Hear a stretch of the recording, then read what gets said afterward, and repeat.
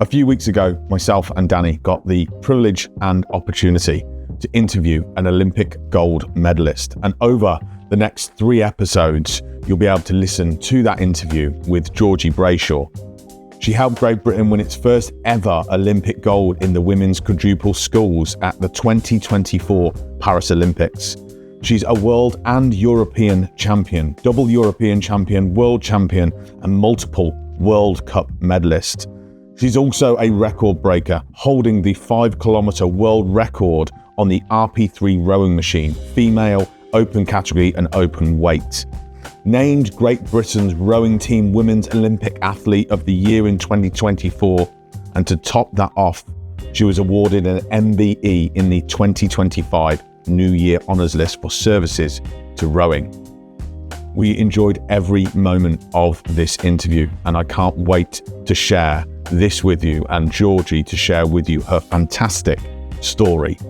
And it's all brought together by her amazing mantra, I can, I will, watch me.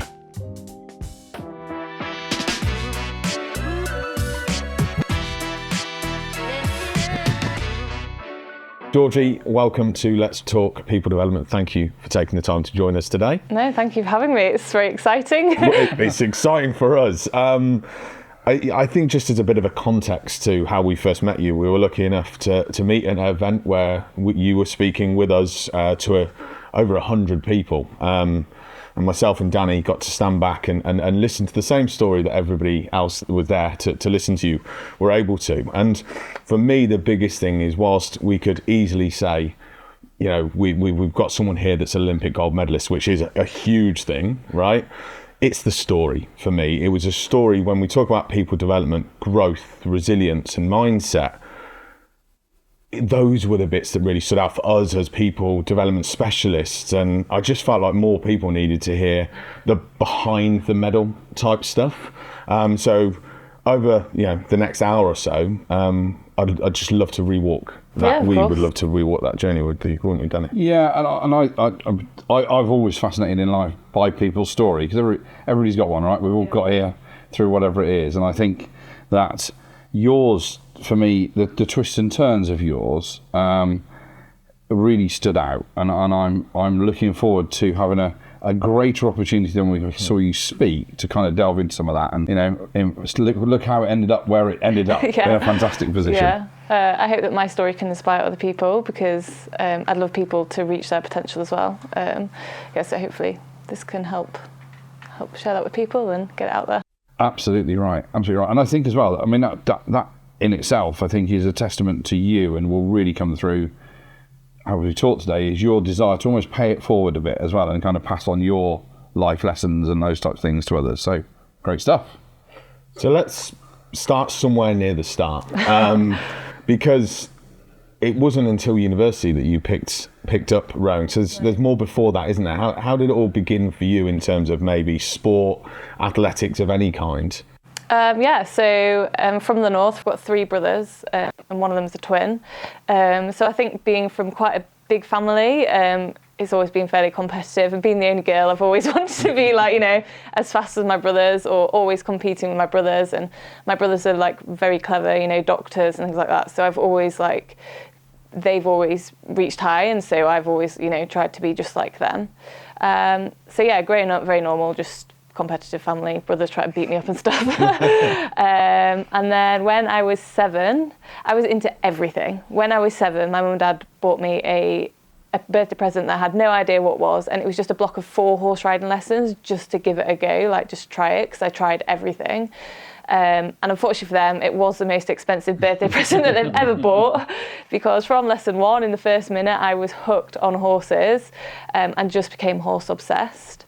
And horses was all I ever thought about from then on, and it started 1 lesson a week. Then it was still the lesson a week, but helping out at my friend's stables on a weekend and riding there.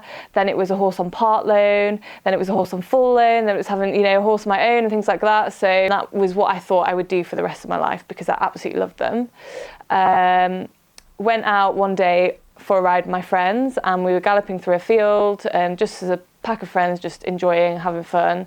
And I don't actually remember this, but there was a tarmac road through the middle of the field, and I don't remember this, but I was trying to stop my horse, but he wouldn't slow down or stop.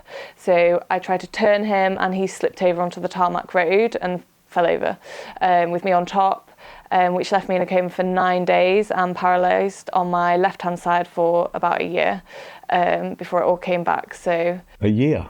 Yeah, before, like, I had to learn how to walk again, and I did a lot of physio in the hospital, and it was doing everything with my left hand side. And my parents, my mum was a midwife, and I've got brothers who are doctors, so we're all a bit of a medical family. So they really helped me get back. And, you know, when they used to come visit me, we used to play Frustration. I don't know whether you know the game. It's got the dice in the middle. Yeah, dice in the middle. But we could only play it with our left hand. Everyone in the family, even though we're a very right-handed family, only could play it with their left hand. And so my parents, like, really supported me with things like that. And my brothers were always, like, testing me with using my left hand. But I would say from when it happened to then using my left hand, what I thought was normally, it took about a year before no one would notice, because I wasn't walking around the corridors at school with my left hand, you know, up like this, or I wasn't a passenger in the car, so you would normally close the door with your left hand. I wasn't reaching over my right hand to close it because I just didn't want to use my left hand, you know. And how old was you then? I was 15. Quite a pivotal time in your life, really. So that happened with horses. Doctors were initially very, very worried. They were like, I don't know what's going to happen here. And the initial prognosis was that I would never walk again. I'd never feed myself again. And this was pretty horrendous. But someone told me I would never win the Olympics either. And I don't like taking no for an answer. So I made sure that I would definitely be walking again. Definitely, you know, I love food, so I'd definitely feed myself again. So I just never took no for an answer. And that's, I think, where my determination started. After that, I did get back into horse riding on the same horse, but then university kind of took over, A-levels took over, and so I did then have to leave horse supply because I just had too much going on. You talk about that almost like it started then. Do you think it was in you before that? Yeah. But you never realised it. It wasn't until it was such a moment to recognise it in yourself that you had that. Yeah. I think I've always been determined. As I say, I've got 3 brothers who I've always wanted to compete with, always wanted to be just as good as at things. So yeah, I've always been a determined person, but I think that was like a massive moment where you have to be determined to get out of a situation like that. And so I think that really brought my personality to the forefront. And I mean, who knows, but if someone else had had the same injury, would they recovered as well as I did if they're not quite as determined, you know, to get back? Yeah, so dig deep type stuff. Sorry. That's the bit that I guess I'm interested in, because everybody has naysayers. You know, in fact, I think particularly in the UK, from a societal perspective, we're often quick to sort of say you can't rather than go for it, you can. But in that situation as well, you had your family around you, you know, that support and that network. But for a year and beyond, really, there took a lot of that inner strength. What were the sort of things that you kept telling yourself? Now, there's that external, don't tell me I can't, because if you do, I will. But there's a physical and emotional drain combined there. What sort of things were you telling yourself to kind of push yourself forward? I think as a 15-year-old, when it happened, you're quite a self-conscious person. You're always comparing yourself to others and things like that. And I just never, ever wanted anyone to look at me as if, oh, she's had that head injury, that's why she can't do it. Or, oh, look at Georgie there, you know, she had that head injury and so that's why she's a bit different to everyone else or something like that. I never, ever wanted to be different to anyone else, which, looking back in hindsight, can sometimes be a detriment. Yeah. Actually, I wish I'd have just been like, right, slow down. Something massive has just happened to you. School have allowed you to resit the year, to retake your A-levels, just like take a breather. But I was like, no. I will like prove to everyone that I could do everything just as well as what I did before any of this happened. Nothing has changed. So I think that part of my personality really came out. And I think my whole journey in rowing has been proving people wrong, proving to people that accident never affected me and I can be just as successful as anyone else. And even when times are tough, that always carried me through, because I was like, I can never let people be like, oh, she quit, she gave in, I knew she would do that. The stubbornness almost, perhaps, in you then. There's a stubbornness in what you described there, of this kind of, and your point there is that can be really helpful, but actually that can also be quite challenge in life, stubbornness, because it can also get in the way, can't it? Yes, definitely. My partner would definitely agree. Yeah. I think there's a context as well for me. What I really loved about what you said there is that we do use a lot of sporting examples when you look at high performance and resilience and mindset. But for most people to get on the level at which you will be thinking and operating out on a daily basis, to train like you will for 4 years now, you're already talking about LA, straight after Paris. But for me, what you did is you also said that you could have slowed down. That wasn't your choice, but what it is about making the right choice for yourself, and then making that fit for what works for you. Because as for other people, they may go through struggles and challenges and setbacks, and they may go through people telling them they can or they can't. But choose what's right for you, and build up to that. You chose to go at it full steam ahead, but there is other ways, because it just comes from that inner belief in yourself. I was full steam ahead, and maybe that was a good thing, maybe it's a bad thing, I don't know. But never pressure yourself to go full steam ahead, because if that doesn't feel right, you have time. You've got so much time. You've got all the time in the world. So just chill out a bit and just think about things maybe a bit better than what I did. It's a fantastic leadership quality, that, for me, because the ability to recognise that not everybody's going to follow the same path. So you can inspire somebody. So your story can inspire somebody to say, hey, this is how I went about it, but I'm not telling that because I expect you to replicate what I did, but actually just be inspired by it, and in turn then find your own path. Yeah. And to that point that you make, Luke, that that everybody has something in life, don't they? Yeah. But how they handle that will vary from one person to the next, and what is a big deal to somebody may be a tiny deal to somebody else, and vice versa. And therefore, in my view, the concept and role of leadership to inspire people is to do exactly that. Allow people to find their own way, but also seek advice and guidance and mentorship, or whatever it may be, from others. And actually, that brings us quite nicely on to what would potentially be your immediate setback in rowing, is that you started in university. Yeah. You weren't born to a club, born to a rowing family. You were into horses. University came along. So I'm sure, and almost right from the beginning then, so if we step into along came rowing, where did that take you? Because I'm sure that resilience and that mindset was required quite a lot. Yeah, it was. In my first year of uni, I tried everything apart from rowing, and just nothing clicked. Because I was doing rock climbing, I was doing trampolining, nearly broke my neck. I was doing sailing, I was doing everything, but just nothing clicked, and I didn't really find my group of friends that I was really close with. And then it was my second year, and my dad, he's never rowed, but he's very tall and got long arms, and that's where I've got mine from. He was like, why don't you give rowing a try and just see?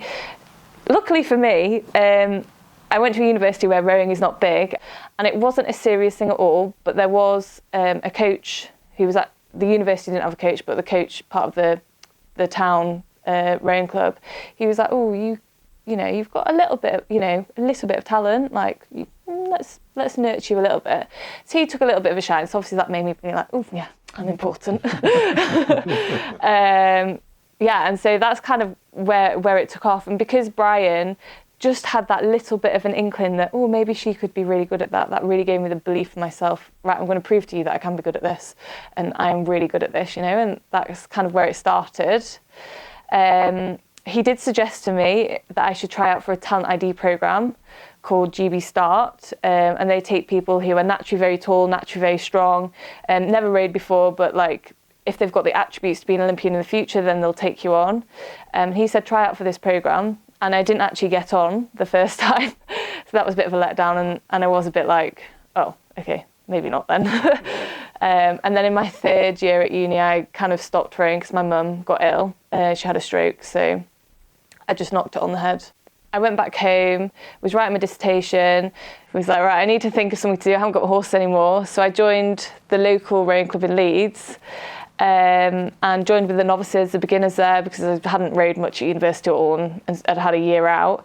And I was, I'm quite good at this, especially on the row machine. I am beating some of the seniors. I'm sure this could be something. So off my own back, I then applied for the talent ID scheme again, GB Start, and that's when a coach was like, actually, yeah, you're right. You could be good at this, and he took a punt on me, and that's where my rowing journey started, really, up in Manchester. So, yeah, it's. How easy would that have been then? After the first time you gave it a go, and it's thanks but no thanks, you're not for us. Then, to your point, lose a little bit of that kind of momentum and that. I mean, that path of life could have led anywhere, right? Yeah. But by almost a few, not necessarily by design, but a few sequence events, I quite like it, I'll give it a go. You suddenly find yourself back in this opportunity, if you like. Again, it was. There was a little bit of me, how dare you reject me? I'm going to try again. And also, a lot of support from my parents being like, just try it again. And I am seriously lucky with my parents because I'd finished university. Most other people's children, right, go get a job, start paying your own way. But my parents were like, give it a go. And I lived at home. They had no income. I didn't have any funding. They really helped me out. And I'm not from a wealthy family at all, just a very normal family. And so they really had to kind of scrimp and save to help me. And if I may, Georgie, there was one bit that stood out for me. So you've got that internal drive, that internal determination, that bit where you said, if someone says I can't, I'm going to prove them wrong. But I think like anybody in life, in their careers, if we talk about people development, if we talk about leadership, which we spend a lot of our professional careers talking about, we always talk about, be the leader that you needed when you were a junior. And you reference Brian and the other coach in those moments that you needed them probably most, your parents and your brothers as well. But those are those people. And I think if you move forward to LA and beyond, how can we as experts in what we do pay that forward? Because it's so important, isn't it, to have those people, family but also professionally, that go, I believe in you. Because you have a lot of internal drive, but the Bryans of the world also just give you that little moment that you needed in those times. Is that fair? Yeah, definitely. Brian, my first coach, and then Hamish was the coach that put me on the start programme. And Hamish followed me. Brian, after I left university, we're still in contact. I'll see him this week. But Hamish then kind of moved with me throughout my career for the first 5-6 years. And he was always like someone in my ear just being like, you can do it. Like, you're not quite there yet, but you can do it. In the future, you will get there. And so that kind of gave me that long-term view of, in the future, I will get there. I'm not quite there yet, not there now, but in the future, I'll get there. And I always had that in the back of my head. Do you think, because that's a really interesting language in that, do you think that you're not quite there yet was also part of that kind of the push and determination? Whereas if they'd have said to you, you've got it, you've done it, you're there, even if you were or weren't, ignore whether or not the actual the truth of that statement is correct. Do you think that was also a part of it? Because some people would almost feel deflated a bit by that. Oh, come on. You keep saying I'm nearly there. When am I going to get there? The impatience of stuff, and in turn your determination. How did that play out for you, do you think? I understand what you're saying, but I honestly never thought of it like that. I was like, it kind of gave me like okay, that wasn't result what I wanted. And it gave me a bit of breathing space to be like, but I'm not there yet. This is not the final piece. So I've still got time to make it. And Hamish says, I will be in Paris. So I will be there by Paris, which is what happened. I don't know. I've never really thought about it like that as like why am I not there yet? It was just always okay, I'm not there yet. Like, let's work harder to get there in the future. And it gave me a bit of allowance to be nice to myself, like, okay, you're not there yet, and that's fine. I think that's such a great part of mindset that if, again, for others that will fall into that, because I recognise it as well. I go, I'm great, I'm nearly there, that's all right, I'll keep going. But I see in lots of times in other people, you say that and they're almost deflated. I'm like, why are you deflated? And they go, well, because I'm not there. Right? Yeah, but you're making progress. The steps. It's in the right direction. So almost take the win from the journey. The journey. Definitely. Yeah. Rowing is about taking the 0.01% the 0.01 second PBs.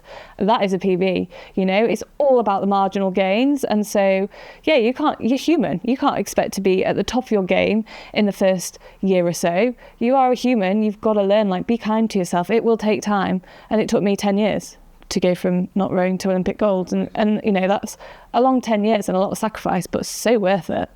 So cool. And 10 years, that's for a lot of people, 2 or 3 significant parts of their career in whatever they do. And I think that's the most amazing part. To your point, is the being kind to yourself is do enjoy the journey, as Danny said. Do look at every setback, but also piece of progress as a step on that journey, because it's not going to all come now. And I think, I fell to this when I was younger in my career. I wanted everything then.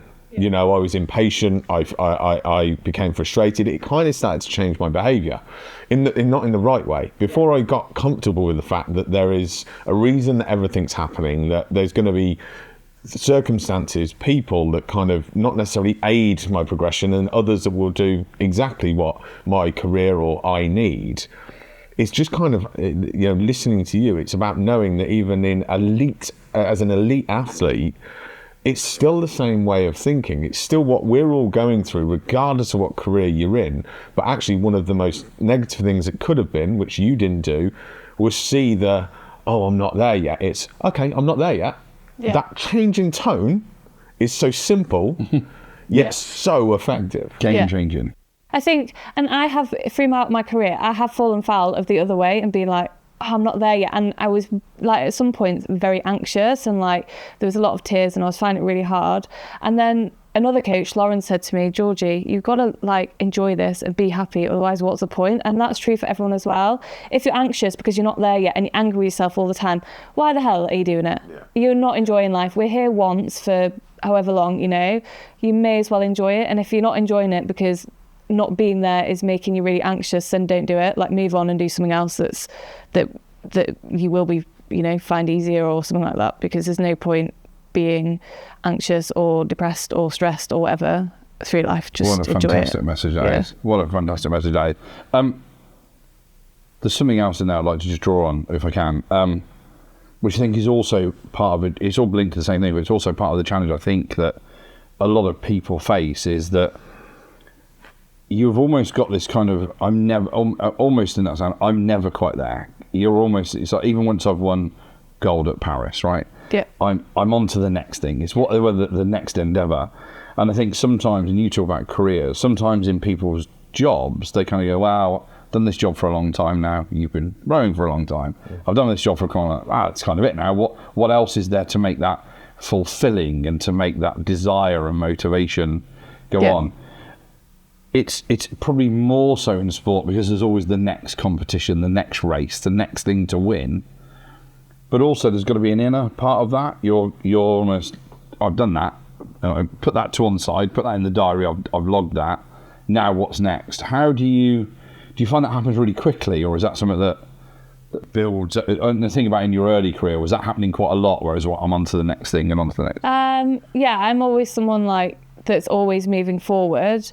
I think starting rowing later in life was probably actually a positive thing, because I had a life before rowing, and I have 3 brothers who are not into sport at all. They're into medicine and physics and all sorts. And I think that's really good, because there is life outside of rowing. So yes, I want to go for LA, but I have other aspirations as well. And I know there is a life out there that I also want to explore, and I'm very excited to explore as well. So going to LA would be good. I would like to add the extra complexity of having a family between now and then as well. So that'll be kind of my next challenge, if that's what was to happen. But there are also so many other things that I can do as well. And I'm really excited to explore. I just can't wait for BLA or what's next year. Amazing. And this is exactly why I started it. This part of our conversation, as I did, is, meeting an Olympic athlete, being able to have the pleasure of holding your gold medal for me, when I was building myself up to it, I already anticipated just being absolutely in awe, and I still continue to be that, but for different reasons, because it's how human and how much normality that you bring to what you're doing, right? And I think that for me was the most inspirational part. I think it is absolutely clear why you are where you are, because there is life outside of rowing, just like there's life outside of work and professional careers and what anybody's trying to achieve. And you've summarised it so brilliantly. You've had as many setbacks as many people will. It went in the direction that you chose to with the support of those people around you. And that's not all that different to what most people experience in life. Yeah. And that's not down to downplay what you've achieved, but it's allowing those that listen to go, okay, well, the same principles, the same setbacks, the same opportunities will present themselves. It's how I choose to put that forward for myself. Yeah, I hope that like doing this podcast and, you know, there were some news reports around the time of the Olympics will show people that actually most rowers are just normal people. We are just born like everyone else. We're not born different. We are just normal people, and be it in sport, be it in your job, it is like, be it in a hobby, a talent, whatever, it is just that mindset to get you to the top. It doesn't matter what you've done before, because actually I wasn't that bright at school, you know, didn't get the best degree, but actually look where I am and nothing stopped me, you know, and even other people in the world. It doesn't matter whether you've come from a really wealthy family or from a family of doctors and you're like really bright. It honestly doesn't matter. It is just all in the mindset to whatever you want to achieve, I think. So for me, obviously I'm quite good at sport, but hopefully I'll be good at other things, and I'll use my determination and things that I've learned in sport to get me to the top of other careers that I want to go to, you know. So I'll be taking a job soon. Oh, for sure, definitely. You're welcome. Without a doubt, anytime. So you get into the GB Start programme. Yeah. What happens next? I just started doing a lot of travelling. So I was living in Leeds with my parents, but training in York. Training full-time, 6 days a week. No money. Mum and Dad giving me pocket money at the age of 22 to the age of actually about 30. Thanks, Mum and Dad. Yeah, thank you very much. That one's for you. Just training every single day and just getting used to what commitment was, figuring out that I had a lot more work to do actually on my on the imbalances in my body that had been caused by my accident. But just training, and it was just really cool. And I think through my life, because I've had a bad accident, and my mum at the age of, I think she was 52, had a stroke. I think that's really taught me that life is short. And when I started out on the GB Start programme, one of the reasons why my parents supported me was because life is short, and they were just like, this is the only time in your life when you can do this. You can't do this in 10 years, 20 years, but you can work in 10, 20 years. So do this, just give it a go. And so I just went and I just enjoyed it, made some really good friends, really got on with my coach, just had a good time. And just did that for, I think, 3 or 4 years up north. And then eventually I was sort of doing some good times on the row machine in particular, doing some good scores on the water for how novice I was. And I decided it was then time to make the move down south to Henley, to the under, and just kind of be a bit nearer the training centre, so it was a bit more accessible. And I was kind of like, hello, I've arrived, you know, if you ever needed me, I can come over. So then I came to the under, which is a high performance centre, and trained here for 3 or 4 years and just kept on trialling, kept on getting knocked back, saying, no, you're not good enough. Oh, yeah, you've done quite well. Oh, no, you're not good enough now. You know, so many times like that. Eventually made it onto the GB team, but after a lot of, no, you're not good enough. Yeah, you're good. No, you're not good enough. Come to Caversham. No, go back. That happened a lot of times. I've travelled that road between Caversham and Henley at the under many times in tears, because they were like, you're not good enough. And I was like, oh, no. And did you see, sorry, I would cut across there, but I mean, this I find fascinating in itself. I mean, just that, the kind of the no's, if you like, in life. And I mean, were there other people experiencing the same things? I mean, I don't know. I mean, how many people are going to get in the no versus how many people are getting the yeah? Do you feel alone, if you like, in that situation? Yeah, I felt very alone. I don't think many people have had it quite as many times what I did, because most people have started rowing at school. So they've done junior racing for GB, then they've done under 23 for GB, and then they've done seniors. So they've kind of followed the progression, gone in at the right time, but also coaches have maybe kept them in a bit longer, even if they weren't quite to standard yet, because they know who they are.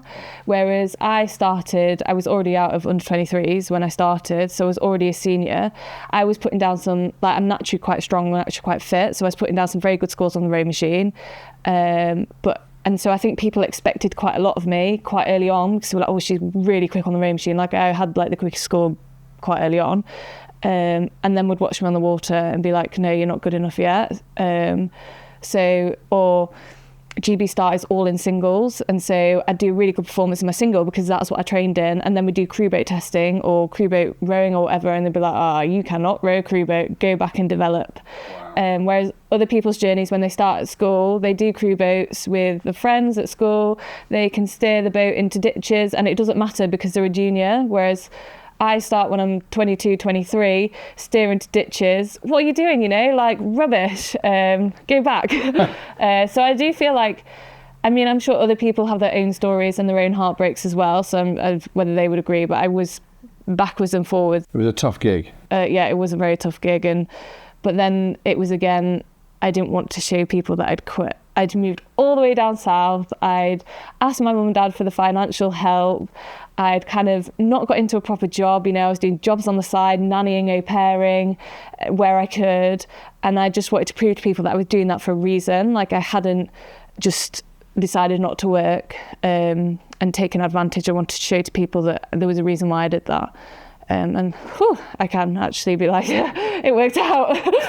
You can indeed. Yeah. You're one of very few people that hold one of those gold medals on this planet. Georgie, what a brilliant start. What a testament to yourself and your character that you have taken all of your life lessons and allowed them to play out, but also been patient, also been kind to yourself, but also allowed us all, myself and Danny here, but those listening, to have the opportunity to really contextualize what is, on a global stage, something absolutely phenomenal and huge, but make it really real world and make it really relevant to those that get to be inspired by your story, and one that is not easy, right? So thank you for that. And actually, it takes us to where we want to go next, which the next episode is all about Paris. So thank you for those listening, and we will get back to you on episode 2 with Georgie to talk all about that big race.